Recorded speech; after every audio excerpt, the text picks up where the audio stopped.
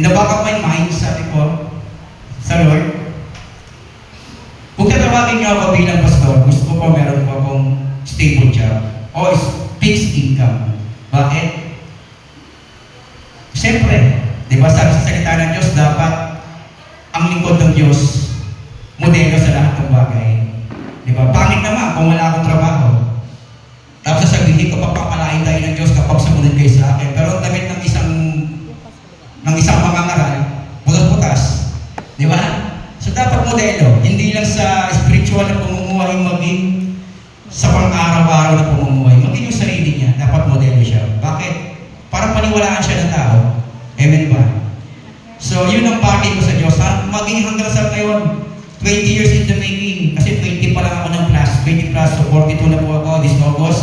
Huwag na po kayo magregalo. So, 20 years in the making na. Hindi pa nangyayari. Pero maliwanag sa akin ng calling ng Panginoon. Dito niya ako tinawag. As a musician. Kung tatawagin niya ako dito, bakit hindi? Diba? Ito lang sinasabi ko sa Panginoon. Binabargain ko sa Lord, bigyan mo ako Panginoon ng fixed income. Para naman mapagpala yung mga tao na namalapit sa akin. Especially my family. Okay po. Sige po. Magsimula lang tayo. Okay na po ate? Okay. Di mo on mo dun sa gilid. Sensya na, ngayon ako kumapit dito eh. Pababa, yung araw lang. Yun. Ano po nakikita niyo? Silya. Upuan. Ano po ang gamit ng upuan? Upuan. Para umupo? Tama nga naman. Ano pa? Kanina, pagpasok po ninyo, ano ang kauna-unahan niyong ginawa? Umupo. Tama? Wala pa man lang sa inyo nag-check kung anong klaseng upuan yung upuan niya? Wala. Paano kung yung upuan na yan ay may lamat na pala yung paa? Paano kung yung upuan na yan ay hinihintay ka na lang pala umupo para masira siya? Di ba? Paano kung yung upuan na yan ay kulang ang isang paa? Eh di na mangyayari sa'yo. So, manidisgrasya. So, bakit kampante kayo nung dumating kanina na umupo ka agad dyan? Ano kayang meron? Kung matibay ang upuan. Sa tingin ninyo, say, matibay. Nakita niyo yung tatak? Anong tatak? Rudy ba yan? Uratex. O Uratex. Di ba? Talaga namang matibay. Di ba? Uratex. Talagang ano yan eh. Number 1 brand pagdating sa mga monoblocks, mga ganyan, mga foam. Kasi, branded. So, ibig sabihin, may tiwala kayo sa upuan na yan. Tama ba? Tama. Kasi ang topic natin ngayon is all about trust. Sa Tagalog, pagtitiwala. Pagtitiwala saan? Pwede sa tao, sa upuan na yan, sa kamag-anak mo, sa posesyon na meron ka, sa anak mo. Ano pa ba? Ano pa ba yung pagkatitiwala? Na maaaring ibigay natin sa mundo. Pero lahat ng ibinibigay mo pagtitiwala na yan, pwede yung masira. Tama ba? Kapag yung pagtitiwala mo ibinigay mo sa mundo, pwede yung masira. Tama po ba? Kasi wala naman permanente sa mundong to. Tama po? Okay. Naalala ko, nagtiwala ko sa mga kapatid ko. Naalala ko. So, may trabaho na ako noon. Kaya hindi pa ako nakapagtapos sa pag-aaral eh. May trabaho na ako noon. Sabi ko sa kanila, dalawang babae kasunod ko. Pangatlo, tsaka yung sumunod sa akin, dalawang babae. Sabi ko sa kanila, sige, pag-aarali ko kayo. Ng college. Sabay po yun ha. Magkano lang ang minimum at the time? 300 plus. Para 400 lang. Pag-aarali ko kayo ng college na sabay. Ang kunin natin course, yung lateralized pa tawag nila doon. Yung pag nakatapos ka ng dalawang 2 years, pwede ka na magtrabaho kasi graduate ka na. And then, ako pag-aralin ninyo. Magtulong kayong dalawa. Kasi bakit? Course ko po, BSDCE. Engineer ko po, 5 years. Nakakadalawang taon na ako, so 3 years na lang. Sabi ko, magtulong kayong dalawa, ako ang pag-aralin ninyo. Kasi pag nakatapos ako, yung mga kapatid natin susunod sa atin, mapagawa pa natin ang paraan. Yun, in the long run, nabigo. Nabigo yung trust na yun. Pero hindi man ako na-disappoint sa mga kapatid ko. Kasi mga kapatid ko yun. Diba? Ang ibig ko sabihin dito, may mga pagtitiwala tayo ibinibigay sa mundo, pero hindi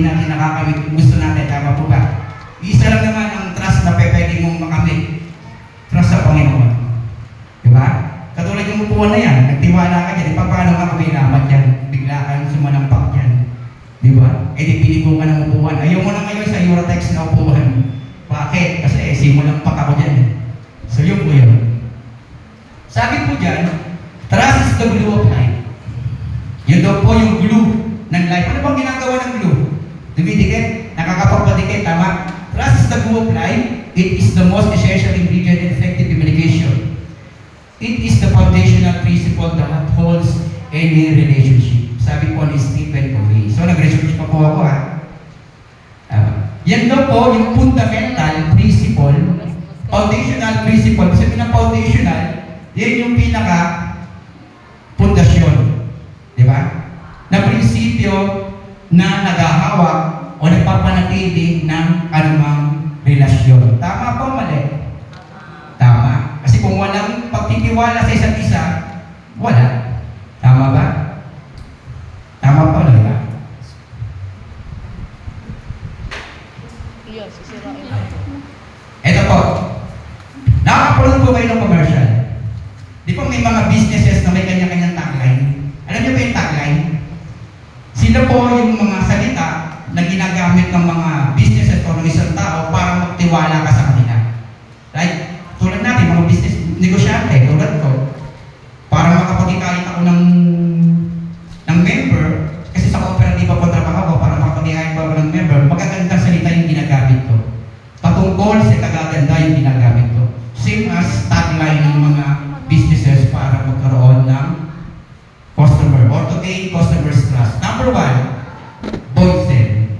Di ba? Sabi sa Boysen, the quality you can trust. Tingnan mo nga naman, di ba? Yung kalidad na pwede mong pagtiwalaan. Number two, Mercury Rank.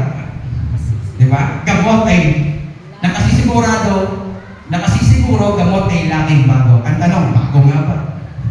Yung tindera sa palengke, pag tinanong mo, bago ba yung tinda mo? Opo, bago. Di ba? Sundan pa niya, ako lang luma. Di ba? Kahit na hindi bago yung tinda niya, bago po yan. Kasi bakit? Para ma-earn, mag-gain niya yung trust mo. Tama po? Number three, BPO. We find ways. Di ba? BPI, ano ba BPI? Better Lives ba? Parang gano'n. Sa video naman, gagawa raw sila ng paraan. Gumagawa ba sila ng paraan? Ewan, di ba? Number 4, Metrobank. Ito pinakamaganda. You're in good hands. In Metrobank. Good hands nga pa. Paano pag wala kang impok dyan? Good hands ka pa mga ba? Sa video, magkakapag-load ka ba pag wala kang savings doon? So, hindi siya gagawa ng paraan. Di ba? Gagawa lang siya ng paraan dahil meron siyang pakinabang sa'yo. Next. Magbibilis lang po ito Ito po ang ating title ng ating topic. Pakibasa po. Putting trust in an awesome God. Putting trust in an awesome God. Key verse po natin is Job 1:20-22.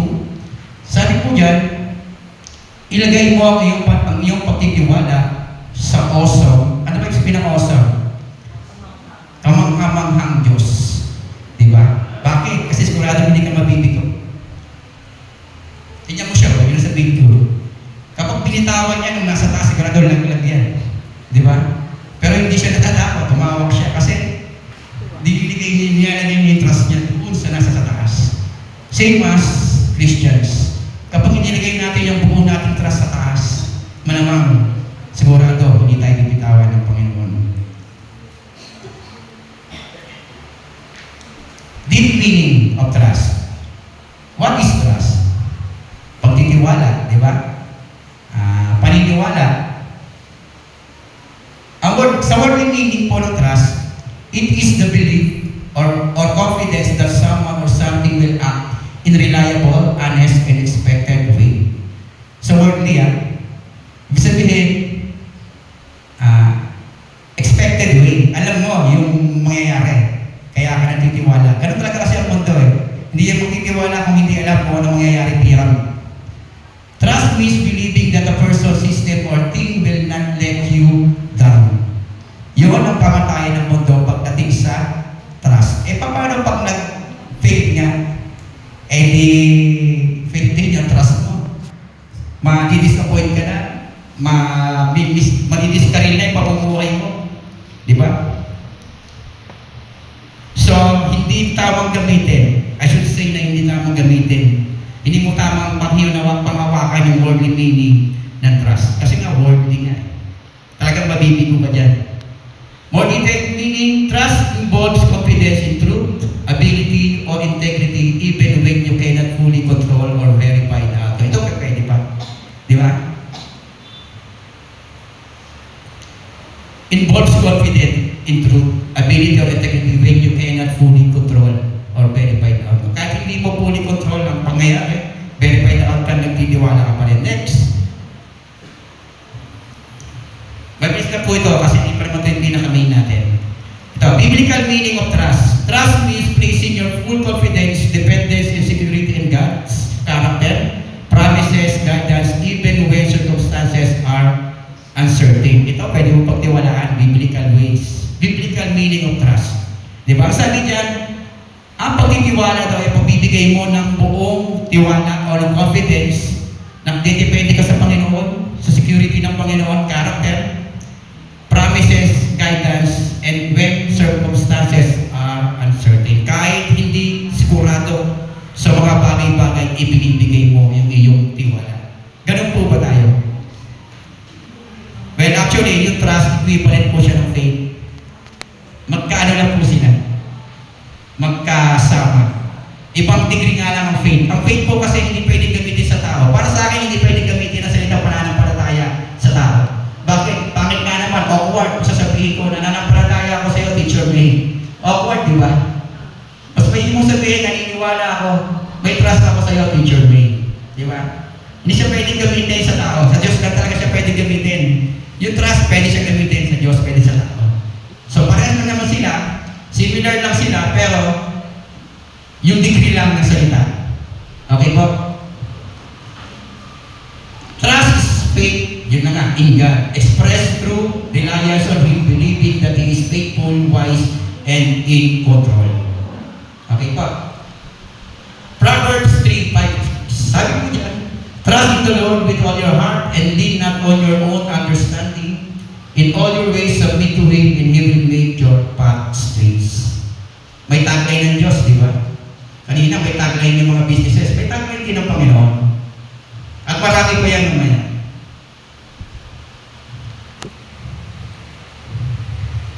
Okay po. Yun po yung meaning ng trust. Question. Ito po, tayo mga system na. Kanina, nabasa niyo po yun, naintindihan niyo po yung binasa. Ang sabi po rin kanina, si Job, basahin ko lang po para sigurado po. Sigurado po hindi tayo magkakamali.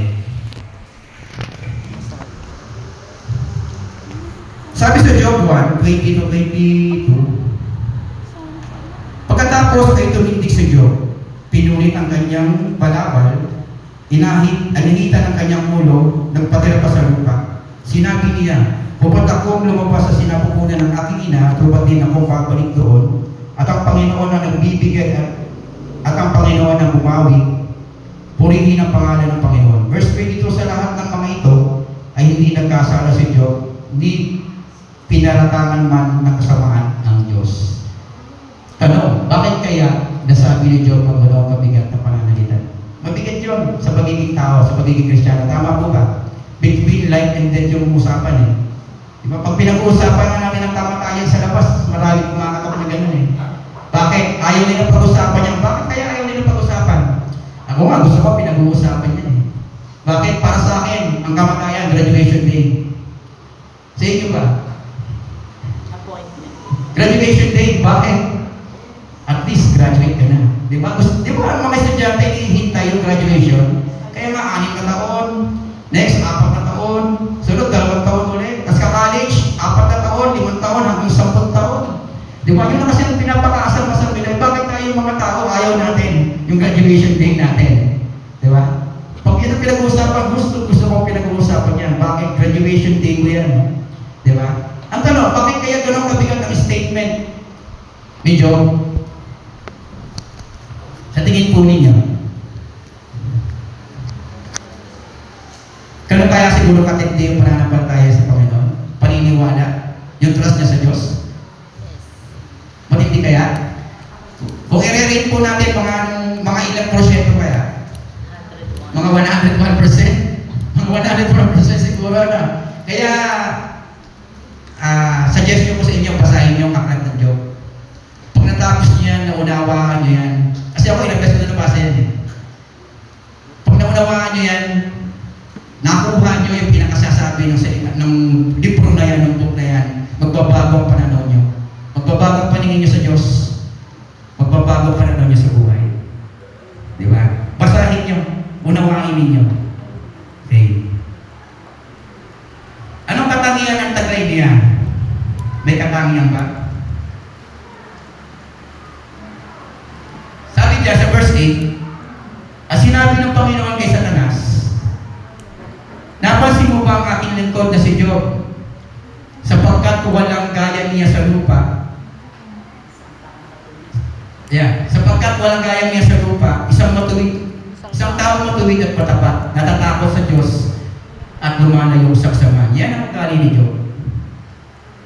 Di ba? Mapapasana ka na lang. Bakit? Kasi ang istorya niya, nagkakaroon ng gathering sa langit. Okay, gathering po ng mga nilikha ng Diyos. Then one time na padaan sa Satanas, tinanong siya ng Diyos, saan ka nanggaling? Sabi ni Satanas, ako po'y pumaroon pa rito sa mundo. Pumaroon at pumarito sa mundo. Sabi ng Diyos, nakita mo ba yung lingkod kong si Job? Diba? Ayan, pinagmalaki niya. Di ba sana all? Diba? Sino ba rito gusto ipagmalaki ng Diyos? Ako gusto ko, ewan ko kayo. Pero sana naman lahat tayo gusto. Diba? Pinagmalaki siya ng Diyos kay Satanas. Ayun yung nangyari. Ayun ang ugali ni Job. Okay? Marahil ay sigurado siya at alam niya kung anong klaseng Diyos meron siya. Kaya niya nasabi yung salitang nasa number 1, di ba? Ikaw kaya?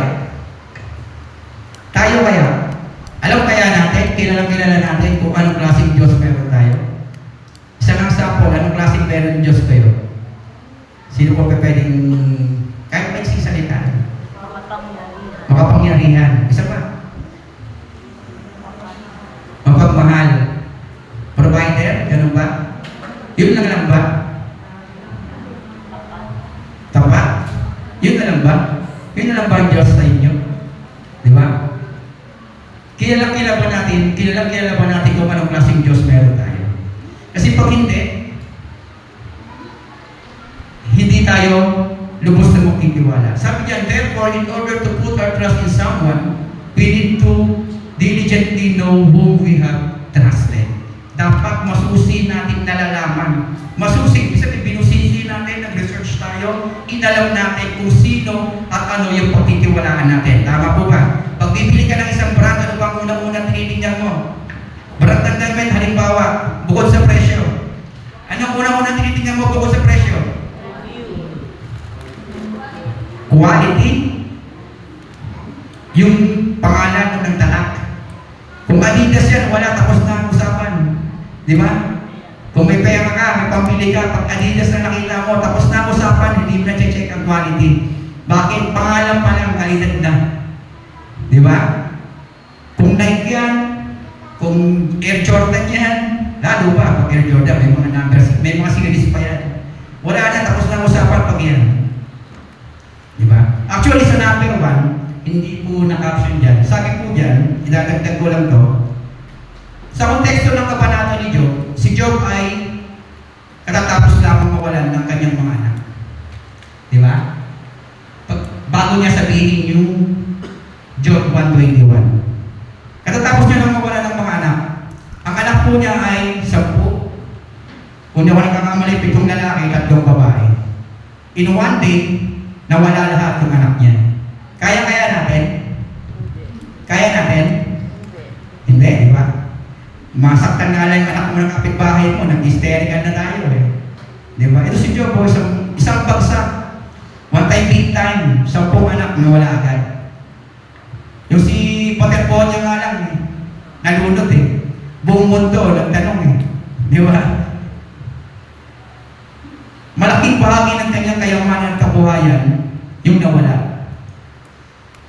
Isang malaking bakit, lahat ng kabuhayan niya nawala. Kanyang seguridad at kinabukasan. Di ba? Hindi niya na alam kung anong magiging bukas niya.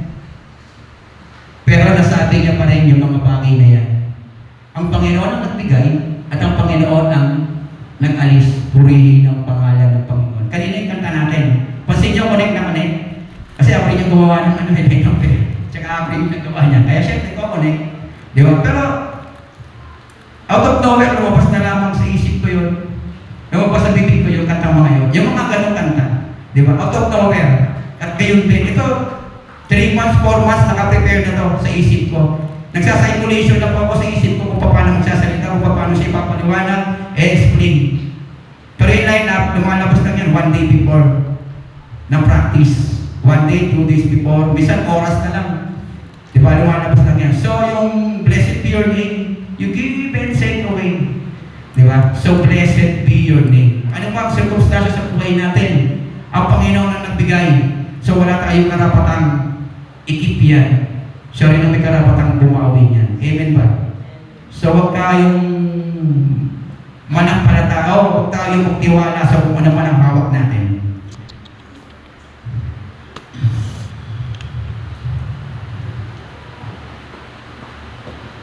Wait. Teka lang po, wala ko yung... Akaw?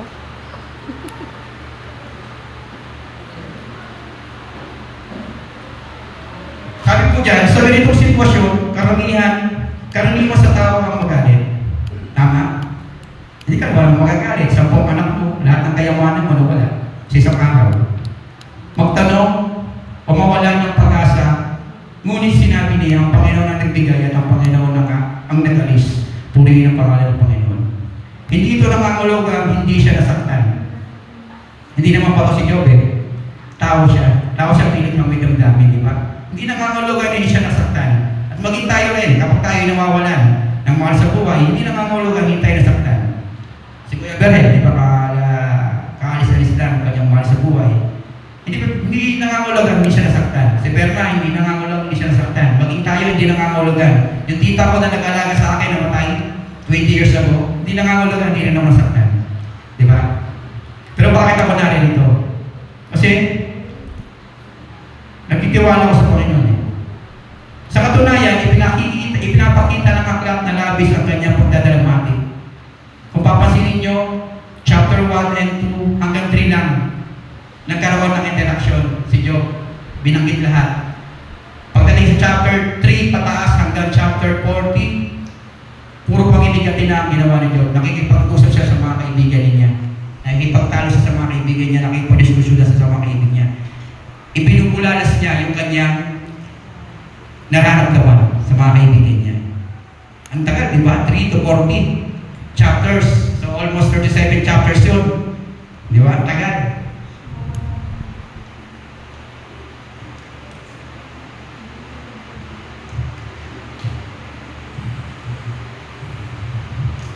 Sabi po dyan, in order to put our trust in someone, we need to diligently know whom we have trusted. Dapat po inaalam natin maigi. Okay? Kaya tinanong ko kayo kanina, kilala niyo ba ang Diyos niyo? Gaano? Ilang porsyentong kilala ninyo ang Diyos ninyo?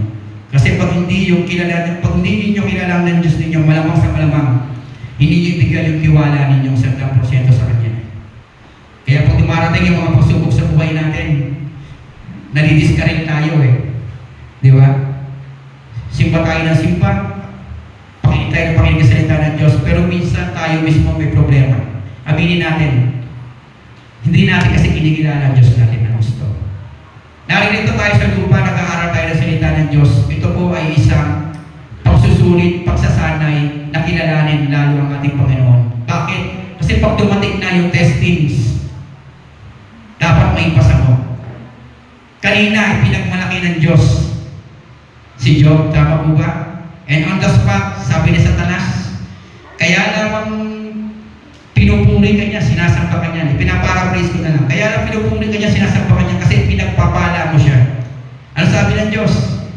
Nagsuggest si Satanas, sabi niya, tanggalin mo yung lahat ng pagpapala na yan, tingnan na natin kung hindi kanya sumpahin. Ang sabi ng Diyos, pinayagan, grinan. Sabi, sige, gawin mo. Huwag mo lamang siyang sasaktan. Di ba? Pinayagan ng Diyos, pero meron pa din boundary. May limitasyon pa rin. Hanggang doon ka lang. Sa mga possession niya lang. Huwag mo lang siyang saktan. So, nangyari, tinanggal. Pero hindi nagkasalang si Job. Number second, sabi ni Satanas, kaya lamang sinumbakan niya. Kasi, yung mismong katawan niya, hindi mo pinigsala. Hindi na pinsala. Subukan mo mapinsala ang katawan niya, kundi isumpakan niya. Sabi ng Panginoon, wish granted. Sige, gawin mo, pero wag mo siya papatayin. Dahil ayaw ng Panginoon patayin siya. May plan pa ang Diyos sa kanya. Wag mo siyang papatayin. So may boundaries pa din. Kung papansinin po ninyo, may kapahintulutan ng halang-bangin na nangyari sa buhay natin. Tama po ba? Merong hiwaga rin. May kapahintulutan ng lahat na nangyari sa buhay natin. Maganda man ito o hindi. Tama po ba? Talagang dadanasin natin yung mga bagay na yan. Pero, ito ang kasiguraduhan. May boundaries yan. May limitasyon yan. May tuldok yan. Hanggang dyan lang yan. Di ba? Kaya kung buo yung pananampalataya, yung paniniwala mo sa Panginoon, kilala mo siya diligently, hindi ka madidiscourage sa buhay kapag dumating ang mga bagay na yan. Kaya nga kanina sinasabi ko, yung buhay natin ito yung pagsasanay natin. Kasi pag dumating yung time na susubukin na yung pagsasanay, yung sinagsanayan na natin, kailangan may ipasalo yan. Di ba? The time na pinagpalaki ka ng Diyos, sigurado may darating sa'yo. The time na may dumating sa'yo pagsubok, magsaya ka, mabless ka. Bakit? Ipinagmalaki ka ng Diyos. Di ba? Yun ang isipin mo, ipinagmalaki ako ng Diyos. Kaya dumaranas ako ng pagsubok na to. Amen ba? Sino gusto ipagmalaki ng Diyos? Parang ayaw nyo na. Ako gusto ko. Gusto ko pa rin talaga. Next po.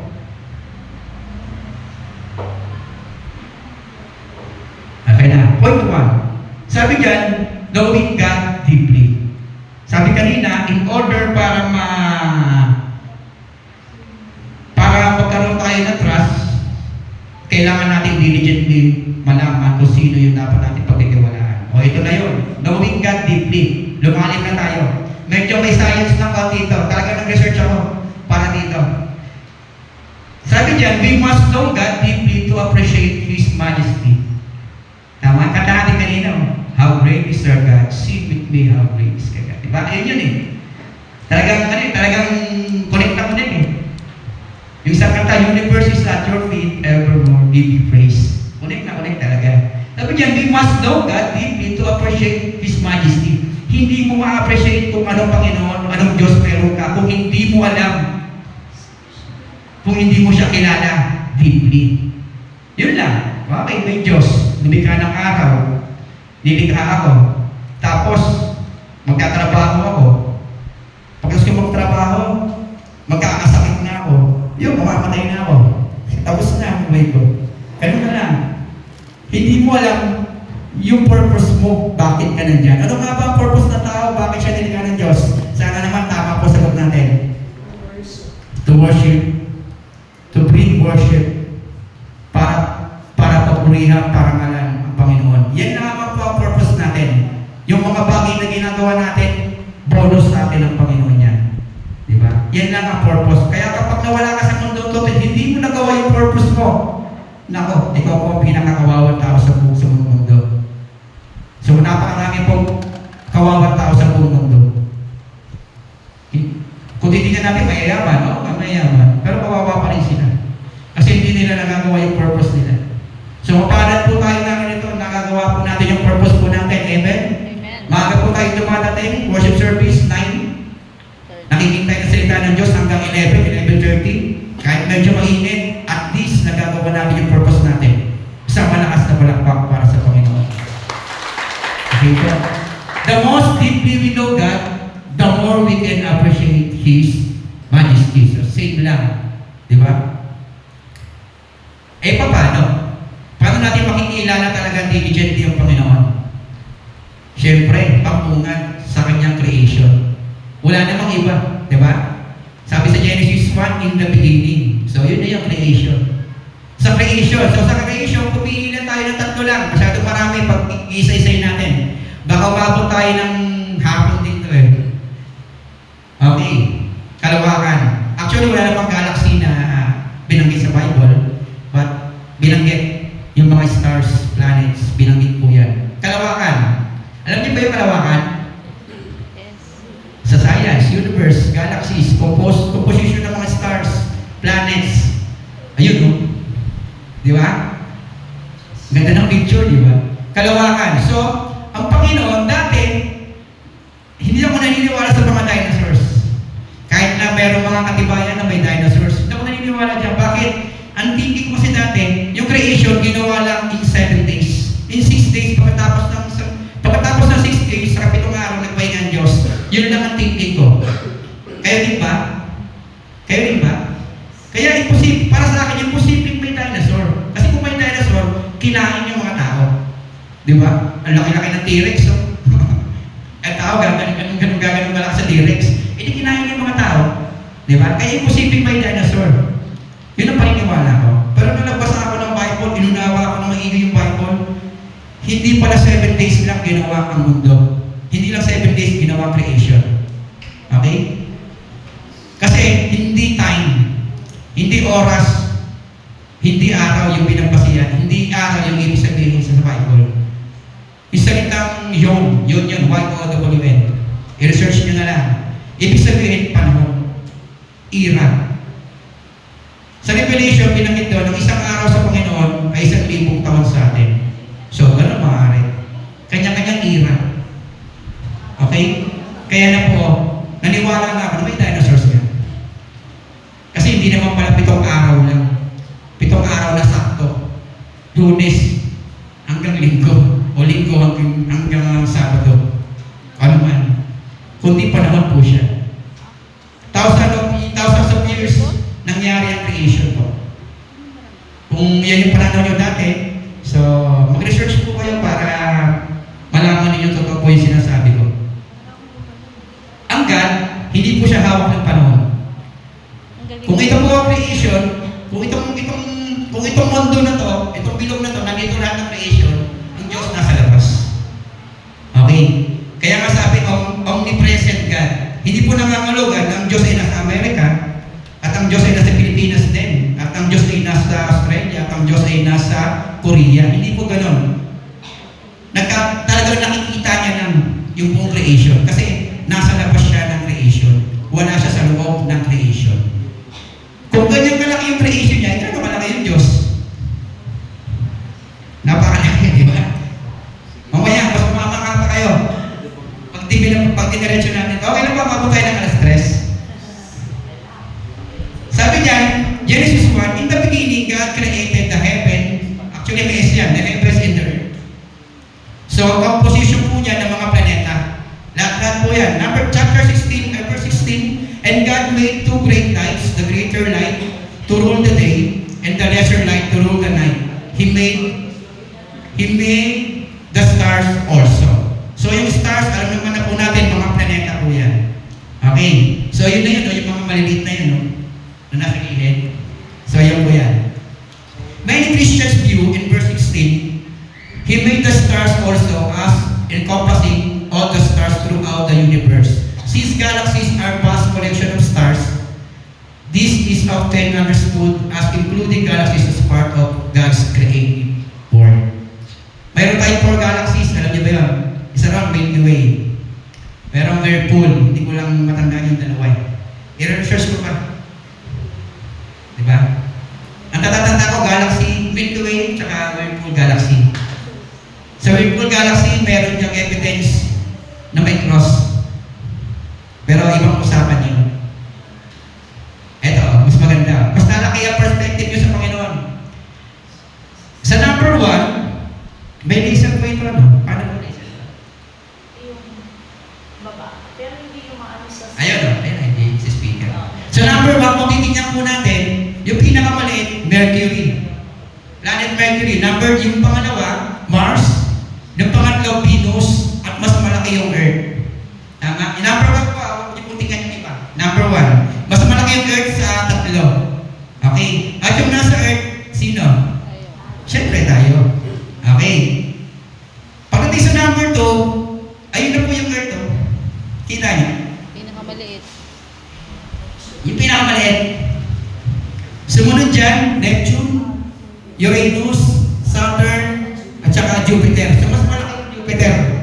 Pagdating sa bracket na yan. Pagdating sa number 3, nakita niyo yung Jupiter? Ayun yung Jupiter, pinakamaliit. Jupiter, sunod dyan, Wolf, sunod, Sun. Sun po ito. So yung pinakamalaki sa solar system, tama po ba? Sun. Sunod, ano ba yan? Series. Pagdating sa number 4, ito lang oh. Liit, di ba? Sumunod, Palax. Sunod, ano ba to? Arcturus, then Aldebaran. Pagkatapos, pagdating sa 5, ito, ayun na lang. Talaga na naman lang. Talagang lagi may mas malaki. Pagdating sa huli, number 6, itong Betelgeuse, whatever, ito na lang siya. Yung pinakamalaki sa lahat, Canis Majoris. Pinakamalaki sa lahat ng stars or ng planet. Lalaki, di ba?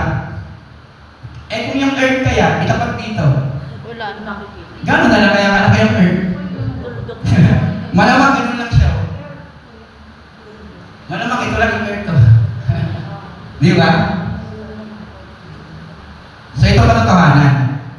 Lumalaki na yung perspective ko sa Diyos. Lumalaki na ba? Kung yung lahat ng bagay na yan, lalo-lalo na ito yung pinakamalaki sa lahat, nilikha, na ganyang kalaki, gano'ng kalaki yung lumikha? Hilit pa, di ba? Hawak lang yan. Ganyan ang Diyos natin. Hilit pa sa lahat ng kanyang mga nilikha. Amen ba? Sana po lumaki yung perspective natin. Next.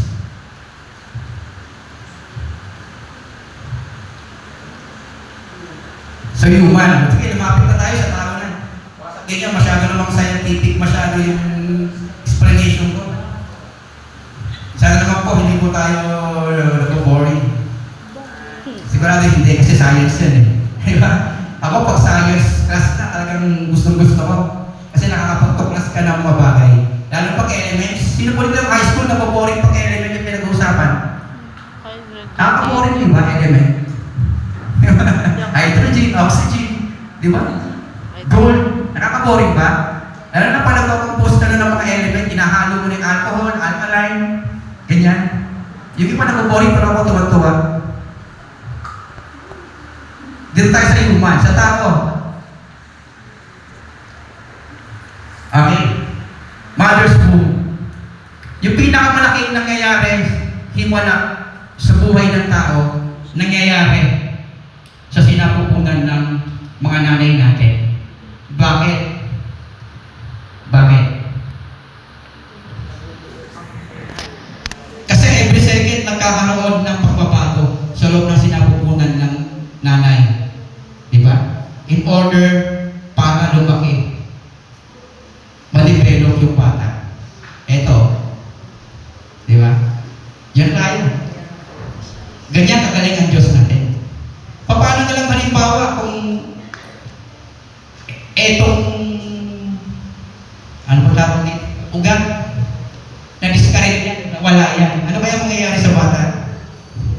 Di ba? Ang posisi niyan, kaya pa ng tao? Kaya pa ng science? Hindi. Kaya lang nila mag-inject ng cell. Pero hindi nila kaya mag-develop, makapagpalaki. Talaga namang ilalagay pa rin talaga sa sinapupunan ng nanay. Meron tayong artificial insemination ngayon. Meron tayong surrogates. Pero hanggang doon lang ang kaya ng tao. Ilagay lang yung mga yun, yung mga bagay na yun. Pero hindi nila talaga kaya totalin, bukuhin kung wala yung womb ng magulang natin, ng nanay natin. Di ba? Paano na lang kung yung umbilical cord natin na natupi-tupi? Di ba? Hindi tayo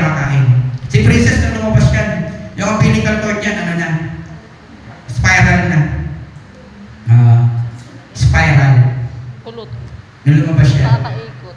12:33, kabisado ko pa. Di ba?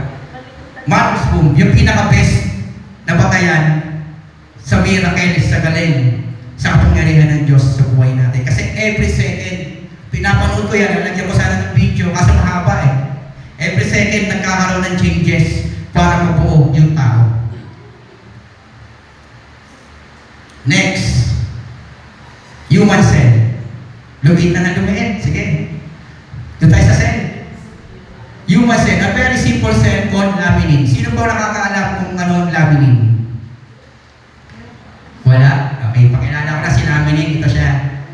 Ang laminin is a family of proteins found in the extracellular matrix, the network of molecules that surrounds and supports cells in the body. It is a major component of the basement membrane, a thin layer that helps anchor cells and tissues together. So yan ang gawain ni laminin.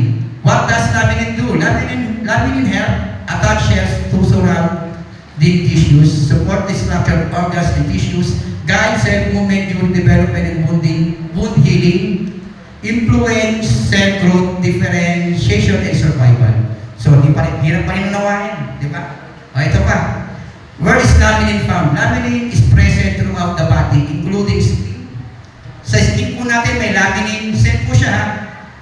Blood vessels, muscles, kidneys, lungs, nervous system.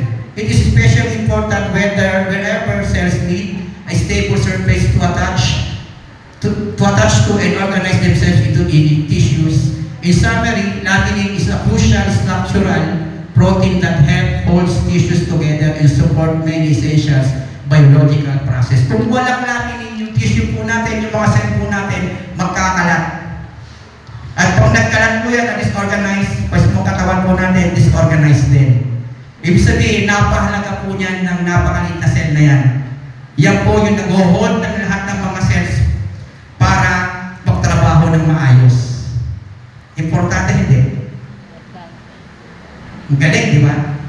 Lalo yung Diyos na gumawa niyan. Mas magaling. Di ba? Gano'n ako si Cell. Sige, para manuwa yung iigay, naghanda ako ng picture. Basta sabihin niyo, hindi ako naghanda eh. Ayun. Ano yan? Cell yan. Ito yung laminin. Ayun sa taas. Ito po yung mga cell. Hindi pa rin, no? Sige, linawan natin. Cross. Anong itsura ng laminin? Cross. Hugis? Hugis cross. Galing, di ba? Magaling ang Diyos talaga. How great is our God?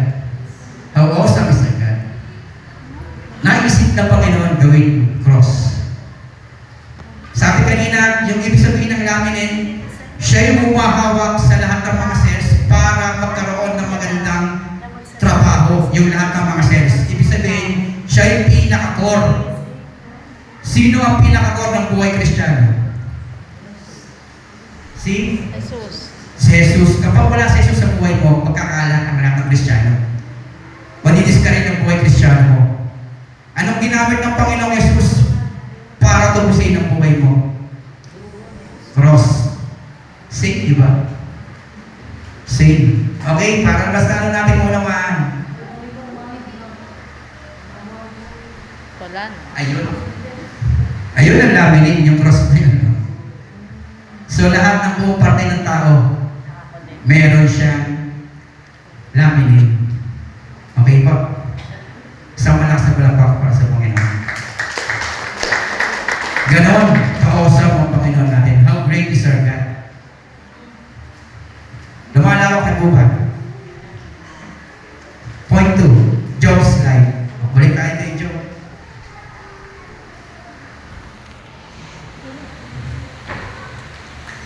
Okay, Job's life. Meron tayong 10 minutes. Tapusin natin yung buhay ni Job. Sabi diyan sa verse 121, nasa 21, and said, naked came I out of my mother's womb, and naked shall I return thither. The Lord gave, and the Lord hath taken away. Blessed be the name of the Lord. Meaning, naked came I out of my mother's womb. We entered the world with nothing. Tama? Di ba tingnan ka sa mundo, may dala kayong cash? Nung lumabas ka pa sa sinapapunan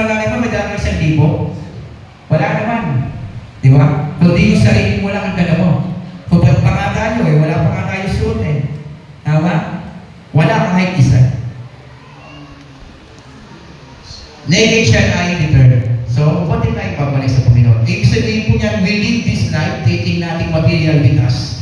So, huwag natin pagtiwalaan yung buhay, yung kung anong meron tayo sa buhay. Gamitin natin yan ng tama. Gamitin natin para mapagpala ang iba, para matulungan ang iba, para matulungan ang pamilya natin, para matulungan ang sarili natin, para isatisfy natin yung creation ng Panginoon. Tama yun. Pero huwag mong iligay yung buong pagtitiwala mo dyan. Na kapag nawala yan, wala ka na din. Kasi darating talaga sa time na hindi mo na magagamit yan. Bawal ka nang bumili. Di ba? Bawal ka nang bumili unless meron kang microchip kung saan mang parte ng katawan mo. Yun lang gagamitin mo pamili. Okay? Pagpasa po tayo Revelation, makikita niyo po. The Lord gave and the Lord had taken away. Job recognized God's sovereignty over life and possession. Alam kasi ni Job na ang Panginoon niya sinasamba ay ang pinakahigit sa lahat sa kanyang buhay at sa kanyang mga ari-arian. Kaya sabi niya, ang Diyos ang nagbigay. Ang Diyos din ang babawi. Di ba? Blessed be the name of the Lord. Even in suffering, Job chooses to honor God. Ngayon dapat ang maging ugali natin. Even in suffering, even in deep suffering, even in pain, ang ugali dapat natin. Piliin natin laging i-honor ang Panginoon. Okay? Yun lagi ang isipin natin. Bakit? Kasi pag yan ang inisip natin yung verse na yan, wala kang dapat ipagmalaki sa Panginoon eh. Tama? Kasi ang mga tao madalas mapagmalaki. Di ba? Pero pag yan ang naunawaan mo yung salitang yan, wala kang ipagmamalaki sa Panginoon. Ano man ang mangyari sa buhay mo. Di ba? God gave, siyang nagbigay, siya rin ang babawi. Wala ako nung pa sa sinapupunan ng nanay ko. Siguradong wala din akong kahit anong dadalhin pabalik. Next po.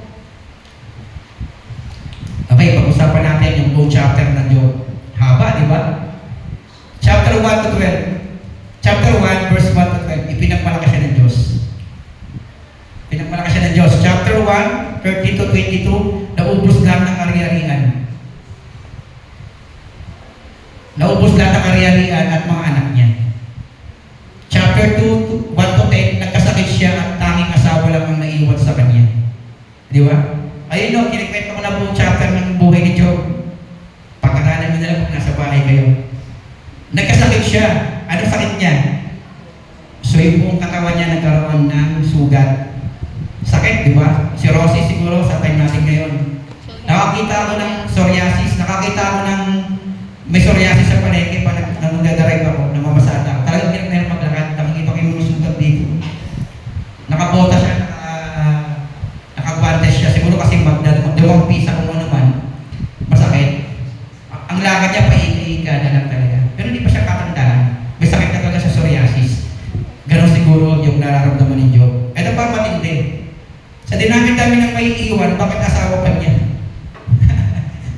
Ano yung bang ginawa ng asawa niya? Sa mga nakabasa. Sabi sa kanya ng asawa niya, bakit hindi mo pasumpahin ng Diyos mo nang mamatay ka na? Supportive, di ba? Napaka-supportive ng asawa niya, di ba? Bakit hindi mo pasumpahin yung Diyos mo nang mamatay ka na? Dapat siguro sinabi ng asawa niya, may Diyos tayo. Tutulungan tayo ng Panginoon. Dapat siguro ganoon. Pero sinabi ng asawa niya, kabaligtaran nun eh. Ang sinabi, bakit hindi mo pasumpahin ng Diyos mo nang mamatay ka na? Napaka-supportive. Siguro kung ikaw sa Diyos at ginanong ka ng sasandalan mo na lang kasi wala na siya eh. Wala na yung kanya niya, wala na yung mga tauhan niya, wala na yung anak niya. So sino pa ang mag-aaruga sa kanya, magpapalakas sa kanya, kundi yung asawa niya. Pero, napaka-supportive nga. Yun ang sinabi. Baka magpatiwakal ka. Tama? So, ayun eh. Chapter 2, 11 to 23, dinalaw siya ng mga kaibigan niya. Yun naman pala, may mga kaibigan. Dumalaw, tatlo yan. Tatlo mga kaibigan niya, dumalaw. So, ganda, di ba? Pero, subalit, sa halip na damayan siya, ay pinagbintangan pa siya na nagkasala sa Diyos. Supportive din ng mga kaibigan. Napaka-supportive ng mga kaibigan, ano? Sana hindi tayo gano'n. Kapag meron tayong kapatiran na dumadaan sa trials, Huwag naman natin sabihin, pinarurusahan ka ng Diyos. Masakit sa katotohanan yun, di ba? Baka may kasalanan ka kaya pinarurusahan ka ng Diyos. Huwag naman sana ganon bilang kapatiran. Kapag meron tayong kapatiran na dumadanas na ganyan, supportahan natin. Palakasin natin yung loob. Di ba? Huwag natin pagbintangan na may kasala sa Diyos. Huwag naman po sana. Chapter 3:37. Palitan ng salita sa pagitan ni Job at ng kanyang mga kaibigan at pahayag ni Job na sinabi niya. Ayun na po yun. Chapter 3:37. Ang tagal, di ba? Ang tagal, 3:37, ilang chapters? 34 chapters. Nag-usap sila ng mga kaibigan niya. So, sa chapter na yan, nasabi rin si Job ng mga nararamdaman niya. Siyempre, sabi nga kanina, hindi siya sa hindi nasasaktan. Hindi siya sa hindi nagtanong. Di ba? Tao siya eh. Tao siya. Chapter 38-40, sumagot ang Diyos kay Job. Tagal sumagot ng Panginoon, no? Tingnan niyo po. Chapter 3. Sa chapter 38 na po siya sumagot ang Diyos. Kayo, nasa anong chapter naman ng buhay meron kayo? Sa tingin niyo? Nasa kalagitnaan na kaya? Yung pananalangin niyo sa Panginoon, nakakailang chapter na kaya? At hanggang ngayon, napapaisip na kayo, sasagutin pa kaya ako ng Diyos? Di ba? Sasagutin pa kaya ng Panginoon yung dalangin ko sa Kanya kung meron naman ng kotse? Mali ko. Di ba? Sasagutin pa kaya ng Panginoon yung dalangin ko sa Kanya na maging ganito yung buhay ko ng pamilya ko, na ma-reconcile pa kayo ng buong pamilya ko. Sasagutin pa kaya ng Diyos yan?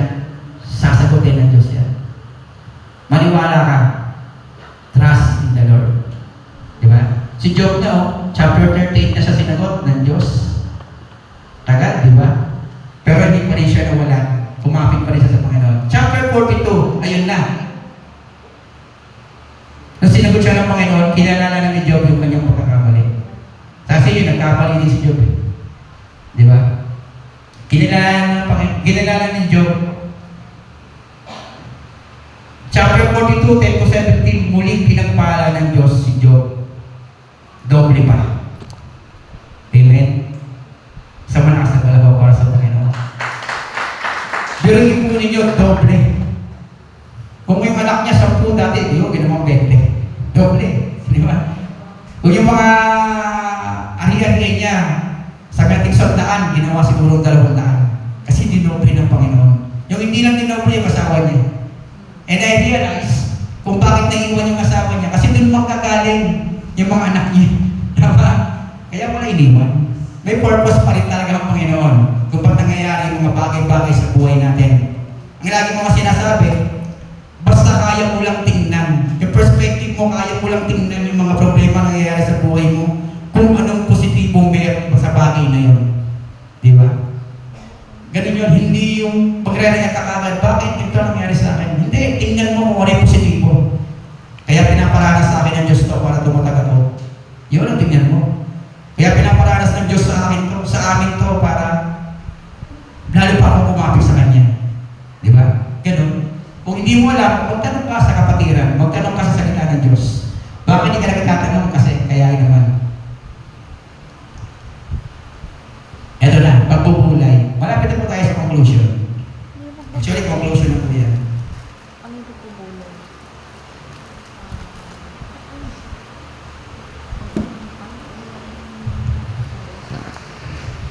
Dinidinig ng Diyos ang panalangin ng matuwid. Tama? Sabi niya, sa panahon Kristiyano, sa Job 42:7-8, sa last verse, sa last chapter, sabi doon, sabi ng Panginoon, babasahin po ninyo, basahin ko na lang.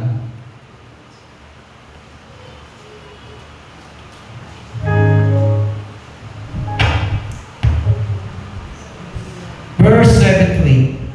Sabi diyan, pagkatapos na masabi ng Panginoon ang mga salitang ito kay Job, sinabi ng Panginoon kay Eliphaz na Tamenita at ang aking puot ay nag-aalam laban sa iyo at sa iyong dalawang kaibigan, sapagkat hindi kayo ng salita tungkol sa akin ng mga bagay na matuwid, gaya ng ginawa ng aking lingkod na si Job. Verse 8, kaya kumuha kayo ngayon ng 7 buya, baka at 7 lalaki aking kupa at pumunta kayo sa aking lingkod na si Job. Maghandog kayo para sa inyo ng handog na sinusunog at idadalangin kayo ng aking lingkod na si Job. Tatanggapin ko ang kanyang panalangin na huwag kayong pakitunguhan ayon sa inyong kamangmangan, sapagkat hindi kayo nagsalita tungkol sa akin ng mga bagay na matuwid gaya ng aking lingkod na si Job.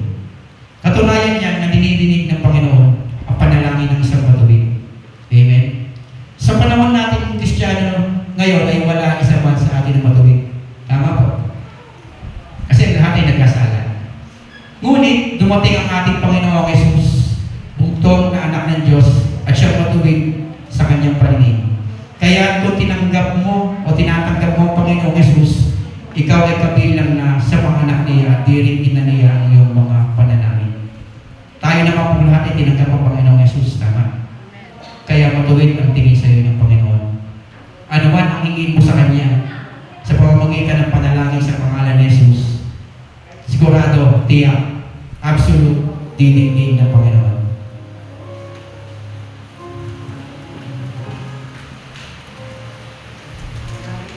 Nawala.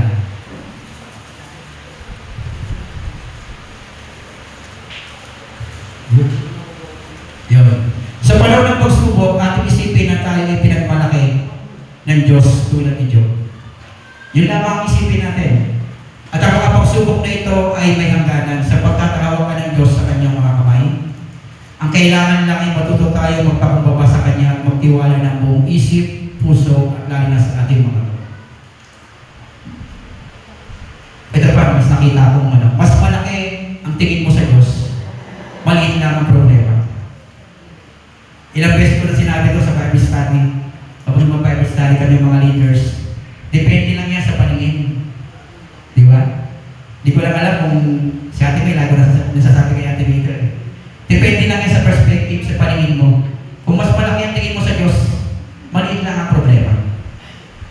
Pero kung maliit ang tingin mo sa Panginoon, sigurado napakalaki ng problema. Di ba? Kaya nga kanina, inuna natin, na lumaki yung perspective natin, yung pananaw natin sa Panginoon. Yung malaking bola kanina, di ba? Yung Canis Majoris, yung pinakamalaki sa lahat na pinakita, laki, di ba? Katulog lang ang mundo. Sa mundo tayo. Kung katulog lang ang mundo sa Kanya, lalo na tayo. Di ba? Pero mas malaki yung Diyos na lumikha sa mga bagay na yun. Kaya nga sabi ko,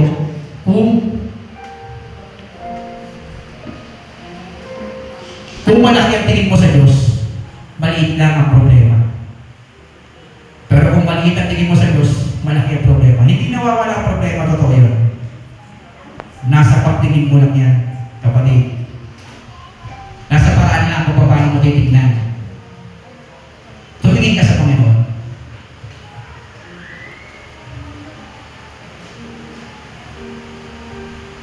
Kung kanina, meron mga taglines, yung mga companies para mag-gain yung trust natin. Ang Panginoon meron din, no? May tagline din ng Panginoon. Nandito siya, sa Bible. Basahin mo lang. Nandiyan ang lahat ng tagline niya. Pumili lang ako ng ilan sa mga tagline na yan. Number 1, Proverbs 3:5-6. Sabi diyan, trust in the Lord with all your heart, with all thine heart, and lean not unto thine own understanding. And all thy ways acknowledge Him, and He shall direct thy paths. King James malalim. Jeremiah 17:17. Blessed is the man that trusts in the Lord, and whose hope the Lord is. For he shall be as a tree planted by the waters. Pinagpalang sino man nagtitiwala sa Panginoon, at ang Panginoon lang ang kanyang pag-asa. Bakit? Para siya isang punong nakatanim sa tabi ng batisan. Di ba? Lahat ng kailangan niya nandun. Psalm 46:1, God is our strength. God is our refuge and strength. A very present help in trouble. Ayun, taglan niyo yan, kapisaduhin niyo, sa puso ninyo. Basta-basahin ninyo kapag dumarating kayo sa pagsubok. Psalm 28:7, the Lord is my strength and my shield. My heart trusted in Him, and I am helped. Sa New Testament, Romans 8:28, sabi diyan, And we know that all things work together for good to them that love God. To them who are the whole according to His purpose. Everything works together for good. Lahat ng bagay na nangyayari sa buhay mo, sa buhay natin, sa buhay ko, nangyayari yan ayos sa takinang plano ng Panginoon. Even kay Job, ang plano ng Panginoon kay Job, pagpalain siya ng 2 beses. Nangyari hindi? Nangyari. Although the process ay mahaba. 34 chapters pa naman. Di ba? Ako, 8 years in the making. Di ba? Nung sinabi ko na gusto ko magpastor, 22 years siguro. Eto, nasanap niyo ako. Di ba? Ang tagal, di ba? Magtiwala ka sa proseso ng Panginoon. Huwag sa proseso ng mundo. Kasi kung proseso ng mundo, pag itiwalaan nyo, malamang mag-fail din naman yan.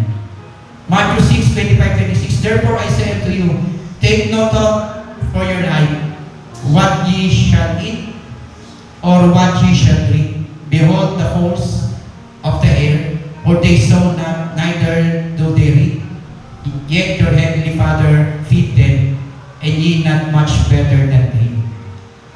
Pinag-intindihin, di ba? King James. Kasi, ang sabi niyan, huwag mong isipin yung mga bagay sa tungkol sa bukas. Kung yung mga ibon nga, pinapakain ng Diyos, tayo pa ba? Di ba? Tayo pa ba ng mga anak niya, hindi ka pakainin?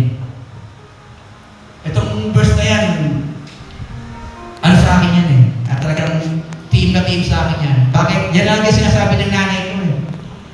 Nasabi sa akin ng nanay ko, pag nag-aalala na ako, Kuya kasi ang tawag niya sa akin, huwag mong malalahanin ng bukas. Kung ang mga ibon nga, pinapakain tayo pa. Oo nga naman. Di ba?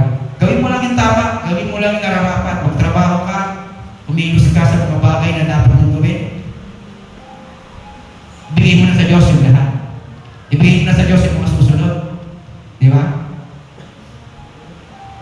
John 14:1, Let not your heart be troubled. You believe in God, believe also in me. Di ba? Hebrews 13:5, last. For he has said, I will never leave thee, nor forsake thee. Amen. Hindi tayo iiwan ng Diyos. Hindi niyo tayo mababayaan. Amen ba? Alam mo ang sirkumstansya sa buhay natin na mangyari, ito lang isipin natin, hindi kayo iiwan ng Diyos. Hindi kayo pababayaan.